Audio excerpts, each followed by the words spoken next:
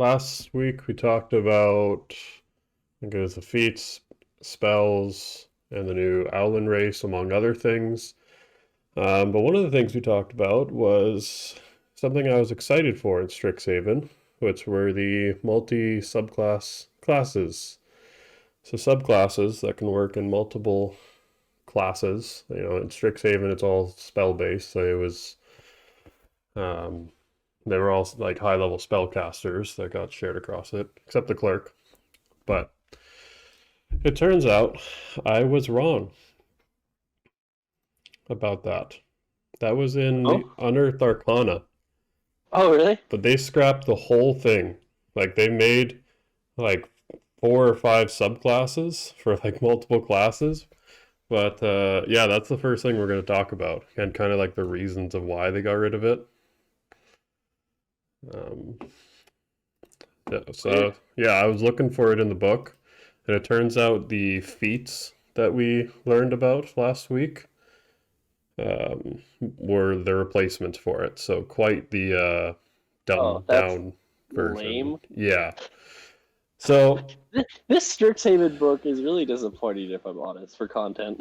I know, and that's something we're going to talk about too. But let's go over their reasoning first, and let's see if you agree with it. I have my own opinion, of course. So Jeremy Crawford, I can't remember his title, but he is big guy in Wizards. Crawdaddy. Crawdaddy. That's his Yeah, title. yeah, because his name's Crawford. That makes sense. Yeah. Um, so he went and did some sort of interview. I don't know. I'm not a journalist. I just found quotes. And he said, occasionally we put some experimental things in front of D&D fans and ask them if they want to see more of it. In this case, the very simple answer was no. People love for D&D subclasses to speak People love for D&D subclasses to speak to the distinctiveness of a particular class.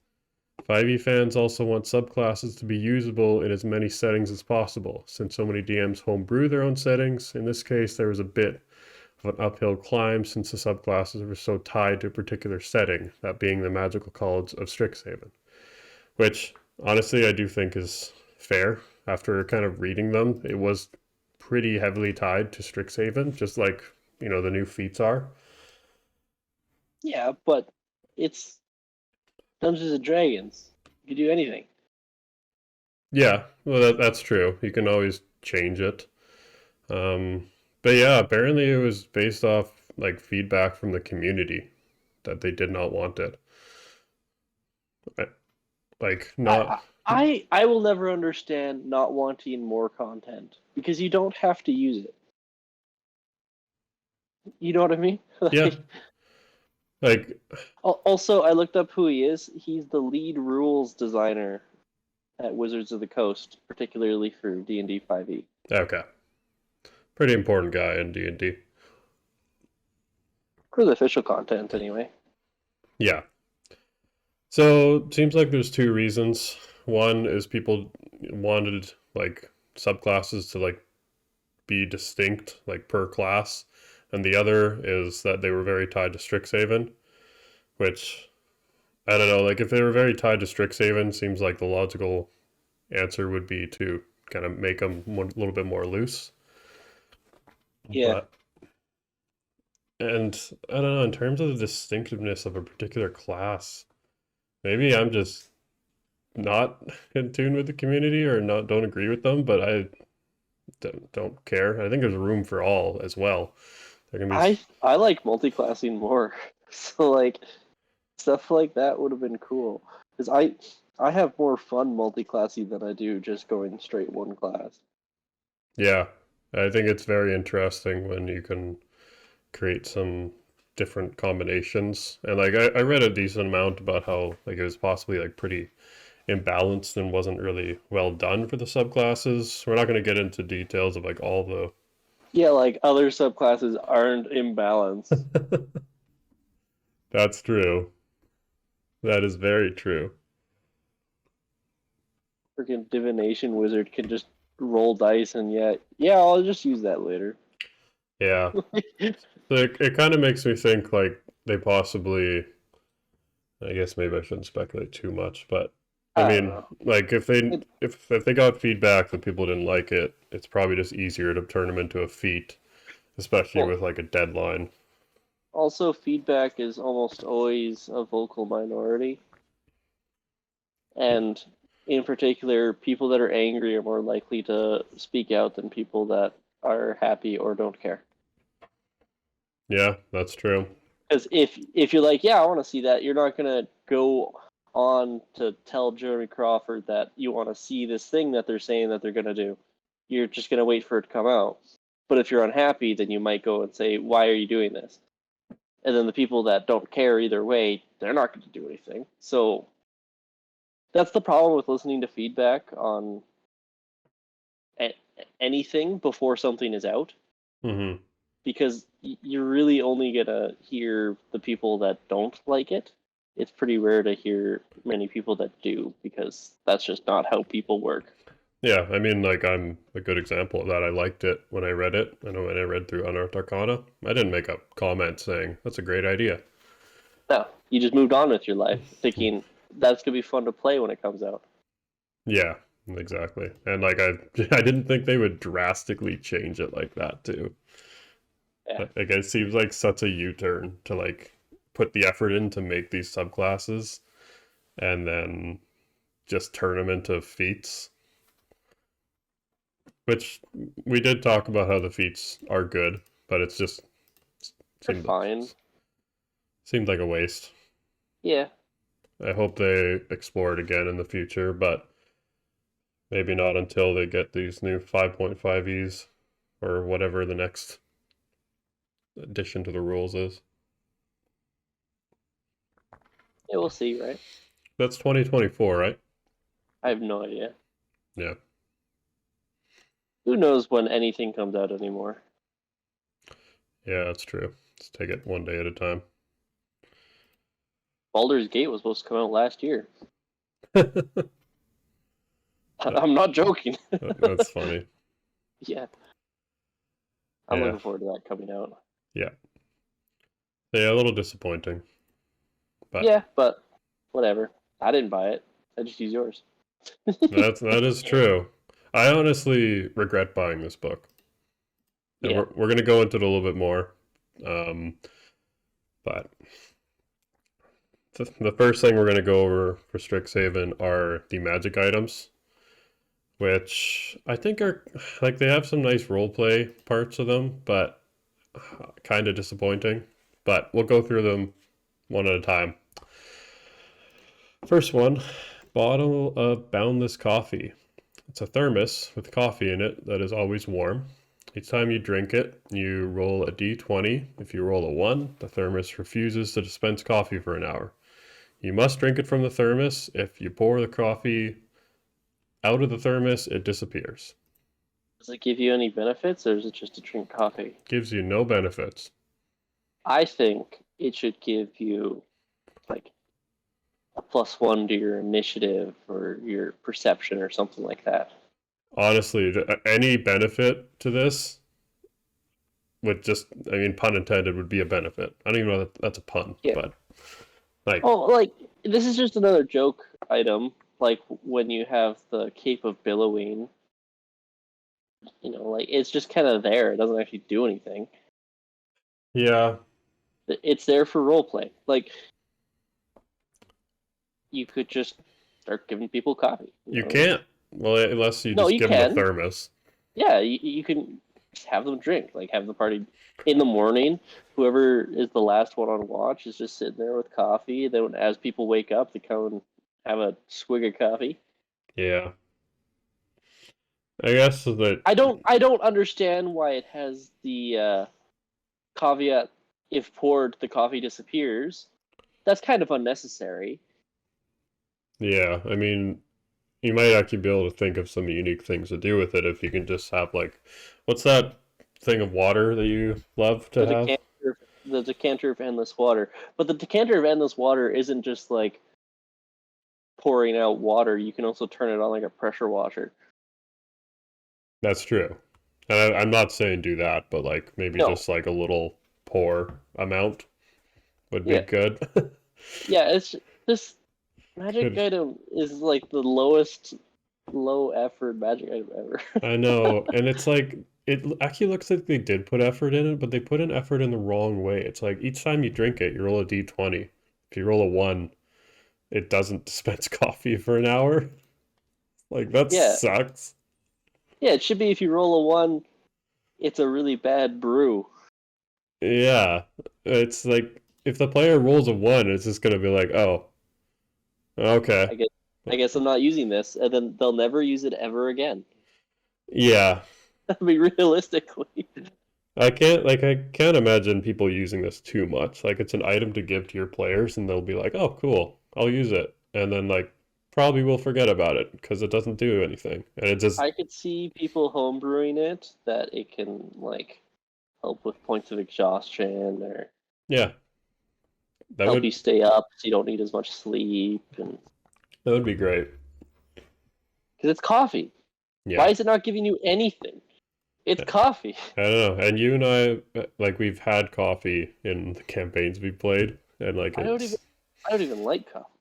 I don't either, but yeah, a little bit disappointing for the first magic item. The second Like a one, stuffed animal? so this one is what the coffee should be. It's like a little small thing. It's a stuffed animal. If you press it to your arm, shoulder, or leg as an action, the toy will stay there for 1 hour, or until you use an action to remove it. And when you make a saving throw for being frightened, you can give yourself advantage once per long rest. It's- I wish this was around like 6 years ago because I played a big dumb orc, and one of our party members, the person didn't want to play with us anymore just because she just didn't want to play D&D anymore. So her rabbit folk character ended up dying, and it was my character's like best friend. So he just like stuffed the body in his backpack, and then the party found out and taxidermied her for me. So I have a stuffed bunny. oh yeah, I wish this was around because then we could just like use these rules for it. yeah, and like it's a nice little magic item. It has a little bit of role play with it. Like you can imagine playing like a kid in Strixhaven. Just For a big dumb orc.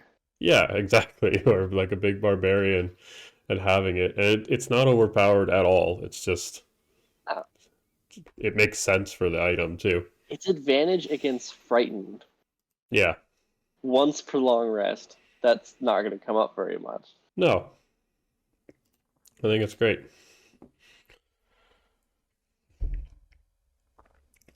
And then, Oh, textbook. Ugh, yeah, gross.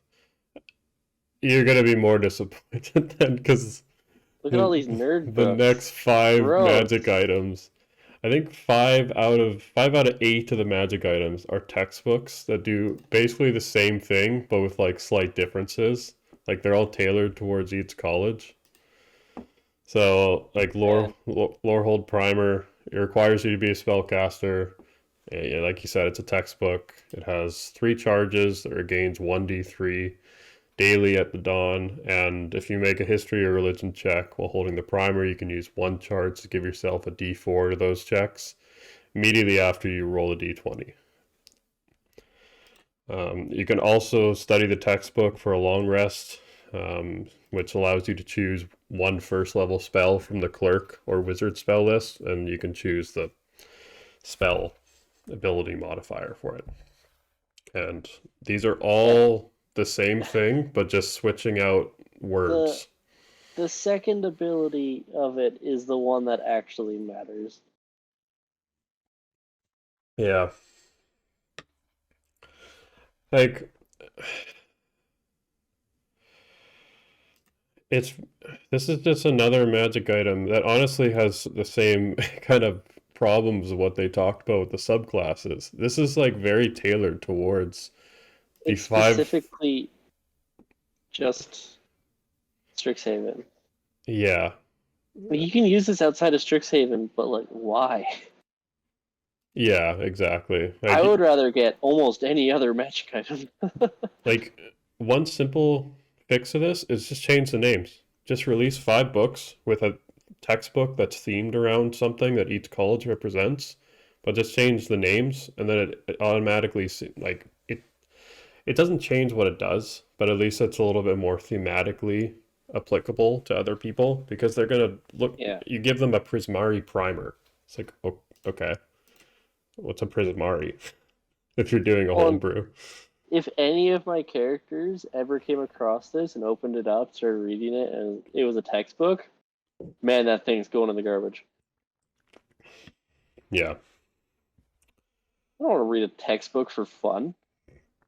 yeah. I guess depending on your character. Very few characters would ever want to read a textbook for fun. That's not how people work. Yeah. I'd probably change this to not require attunement by a spellcaster as well. Yeah. Because giving someone a first level spell and allowing them to use it once per long rest is something a lot of magic items do. Yeah. But Also, you're at a school to learn how to be a spellcaster. How come you have to be a spellcaster to use it?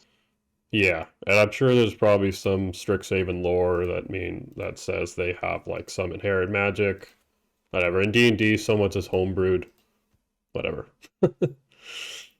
No Well, one, and Strixhaven isn't even Forgotten Realms. It's from Magic. yeah, exactly.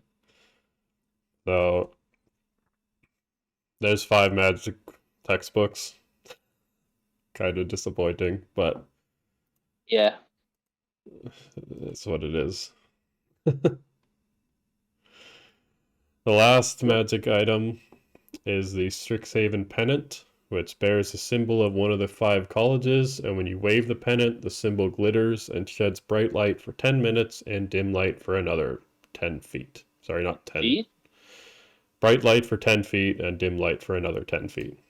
I mean, you can measure distance in minutes, but on a map. Yes, you're correct. Um, I mean, it's useful. Yeah, again, they like, It's not a bad thing. Um, like it's specifically Strixhaven, but like you could easily just say that it's a different symbol, but use the rules for it. absolutely, for sure. Yeah, 20 feet of dark vision, basically. Yeah. I mean, it looks like you have to wave the pennant, but I don't know if that takes an action. I don't remember it saying it needs to take an action. I mean, You can just, it's just a glow stick. oh yeah, absolutely. So Wow. those are all the magic items from That's Strixhaven. it? Yeah, the magic school Man, book. this book sucks. How much did it cost? Normal price of a book. A waste of money. So bad. Yeah. Then the rest of it, aside from the monsters, which we'll go over some of the monsters because I actually found them to be kind of cool, other than the stupid dragon founders, but we'll get into that. The rest of the book has. I didn't read all the specifics of the adventure because honestly I don't like doing adventures and I never play pre-made adventures. But overall, It can be fun, but it's more fun for the party than it is the DM, in my opinion. yeah. So like Still fun though. it's a pretty long adventure from level 1 to 10. Of course, you're in Strixhaven. It's pretty elaborate for like how they set up like what the players can do. Like they can get jobs for employment just like other students. You can join clubs based off your skills. And there's a whole section on writing exams and like studying, which is not a just gave me PTSD, to be honest. That's something I would not want to roleplay doing the exams. But they made a bunch of rules around it on how you can study and how you can write the exams.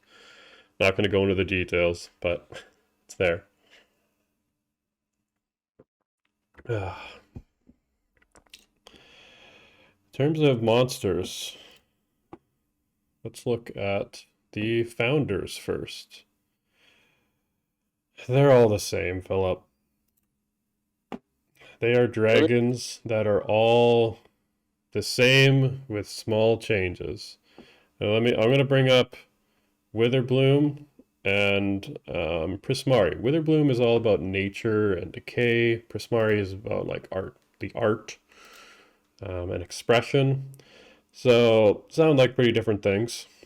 But if you look at this, they can bite, they can claw.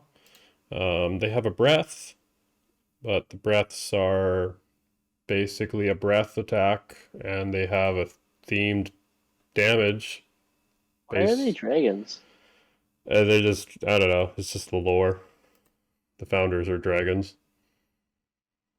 They can all use spells that are based around their kind of type, and they all have a movement that is something that's like themed around and allows them to move without provoking opportunity attacks and do a little bit of damage. But all the mechanics are just copy paste, change the color,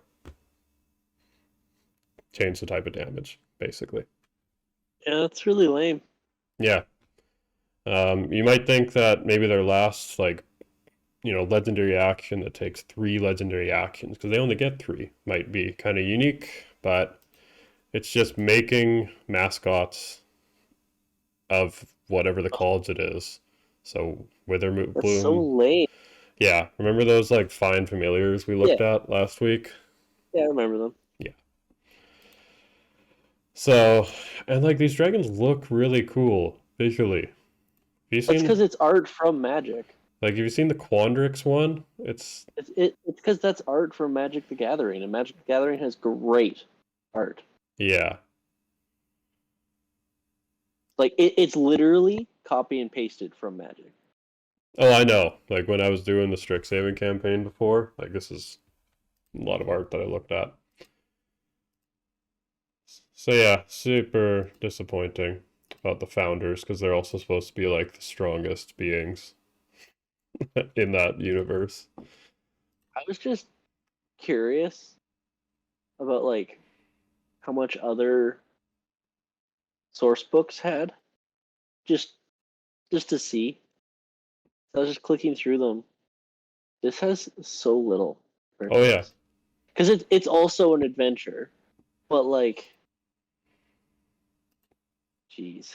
like it should not be a source book. Like it's honestly No, false It's advertising. an adventure book. It's an adventure book with some source material. Yeah, absolutely. And like Tasha's Cauldron of Everything, that's a source book. Yeah. Mythic Odysseus of Theros, that's a source book. If it had these subclasses, it would be a source book to me. Even then. Yeah, I mean, I wouldn't be like annoyed with it. Like if you were to physically get this book, probably like 3/4 of it or more would be this adventure. Oh, absolutely. And remember, like in my campaign, the most interesting part of it was like looking into the professors of each of the schools, and they actually do make like one of each professor. They don't give them names for some reason. They just say they're professors of Witherbloom, of Decay. Why? I don't know why they don't do it by name. Like it seems I'm not too much into Magic Gathering lore, but when I looked it up, like the wiki said, like this is the dean of that. There didn't say anyone else was the dean at any point. It's just like they're cards too in Magic the Gathering, those characters. So I don't know why they didn't give them their names. That's weird. But they're all kind of high level spellcasters that are all themed around their thing. Some interesting mechanics. They're not legendary, which is disappointing. But they're not? No, they're not this legendary. This book is just wild to me. If they were legendary, I think they'd be a lot more interesting. But creatures and stuff don't need to be high level to be legendary. No, they don't. For some reason, they didn't make them legendary. I don't know, man. This book It's so good. But there are some cool monsters, like the Demogoth Titan, which is a legendary monster. Have you seen the Got a lot picture of of it? got a lot of arms. Oh yeah, it's pretty interesting one. Like if it with Pact of Suffering, if it can use like a 10-minute long ritual and uh the creature becomes bound by the pact until it dies. The Titan can choose one spell from the necromancy that is 8th level or lower, and the bound creature can cast that spell using this pact, requiring no material components and using intelligence. So I find that like interesting as a DM, creating like minions that this Demogoth Titan creates, or even if it steals like an NPC well known to them. It could be fun. Yeah, I mean they only cast it once, but it's 8th level or lower necromancy. So like it's just very well themed that it takes over their mind, and I think it just controls them too. Need to be a pretty high level party to fight this thing. Oh, absolutely. This is challenge rating is well 16, depending on how many minions you give it. It just has a lot of hit points and can teleport as an action. Yeah. And what is That's terrorize? a lot. Yeah. Terrorize is a pretty simple thing. Deals damage, DC wisdom saving throw. Gets frightened if it fails. Oh man. It also heals when it hits things. Yeah. So I love how this thing looks. I like how it plays. I think that's a good addition. It's scary. Yeah. Oh, True Sight, lovely. Yeah. How much True Sight? 120. Wow. Yeah. Not sneaking up on that thing. Telepathy as well. Pretty good against any spell.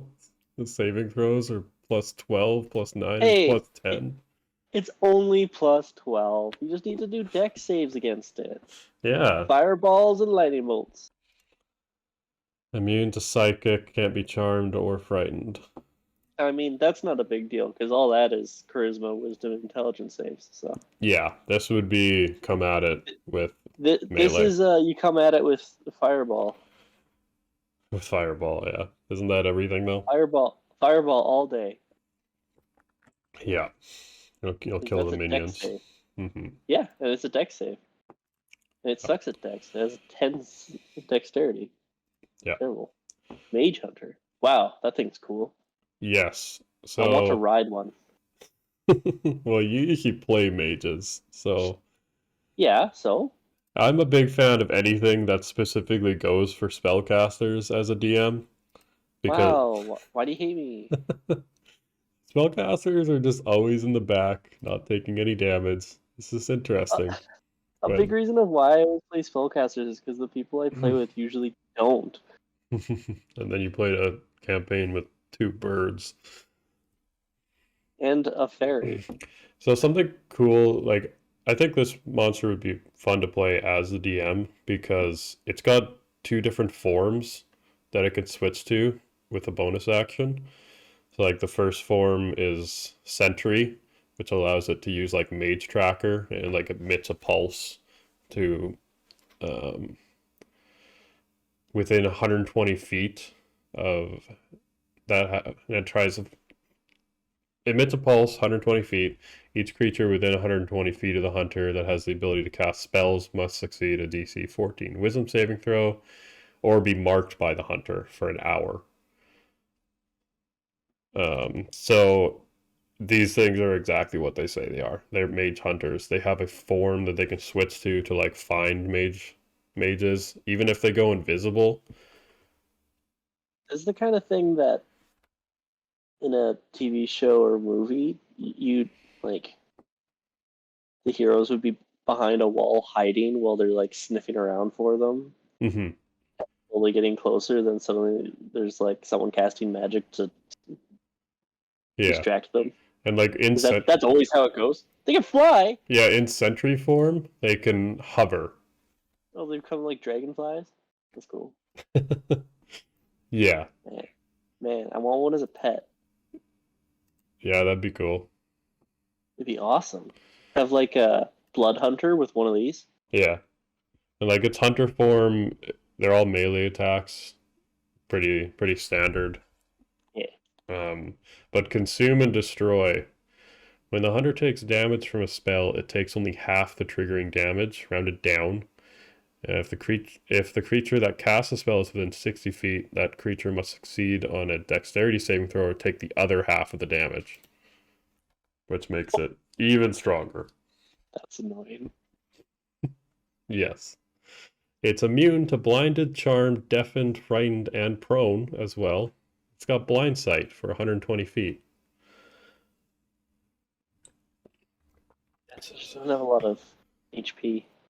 No, absolutely. If you, But like, if you had two of these, yeah, these things could be absolutely deadly. Climb 40 feet. Oh, hunter form only, but whatever. I kind of wish it had a ranged attack. Like in sentry form, maybe if it had a ranged attack or like a reaction. Could like fine you, without it. Because if you cast a spell on it, yeah, then I guess that's true. That's way better to have. yeah, and it has a speed higher than most martial classes. So, and it can spider climb. Yes. So that's a great monster that was added. Could probably be used in a lot of different campaigns. Yeah. So Okay. far, it's the best part of the book. Yeah.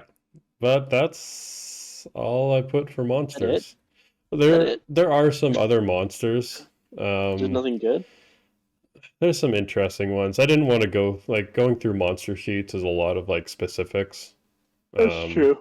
so I didn't want to go through too many of Probably won't them. even come up either. Yeah, absolutely. There is like a weaker version of like a Demogoth as well. Like this is the Titan version, and Oh, they're kind of there's like more one. yeah, they're kind of like mind flayers Oh, in a way, but a little bit more like necromancy. I guess mine. alien boys. Yeah.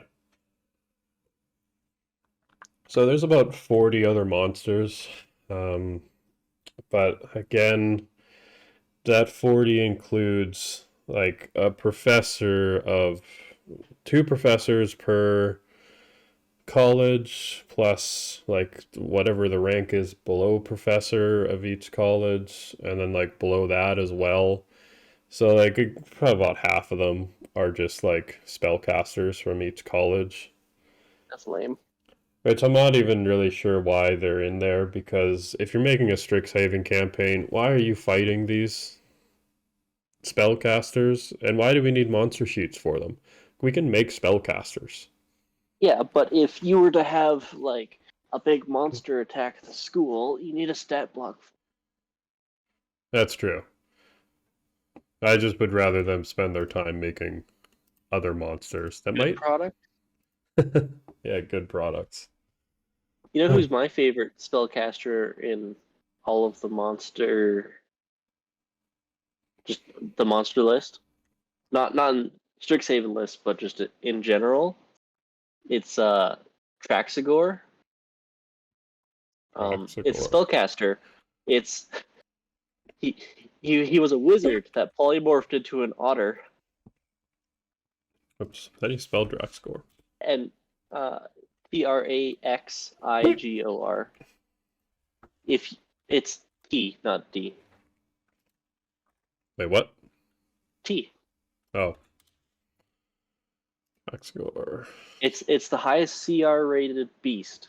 It's a wizard that polymorphed into a otter, and it was made permanent by a wish spell. Oh, yeah. So it's just a little otter that can cast all these spells. I like that. Yeah, it's just silly. So, the last thing I was going to talk about with Strixhaven is, well, if it's even worth being a source book, but just telling you what's in it seems like we've already had that conversation. I wouldn't spend money on this. Yeah. I'm disappointed that I did.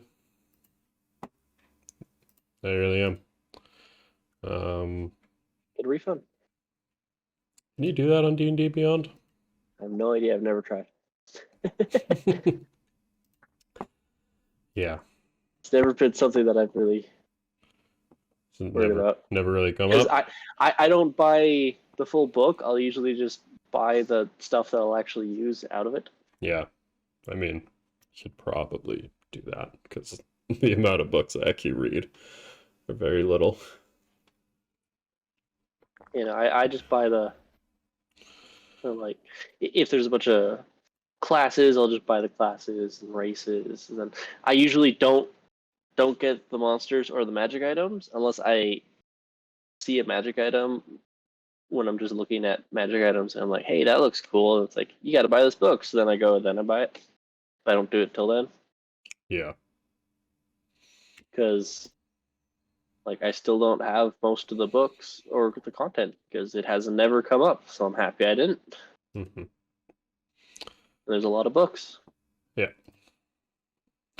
Well, overall, pretty disappointing.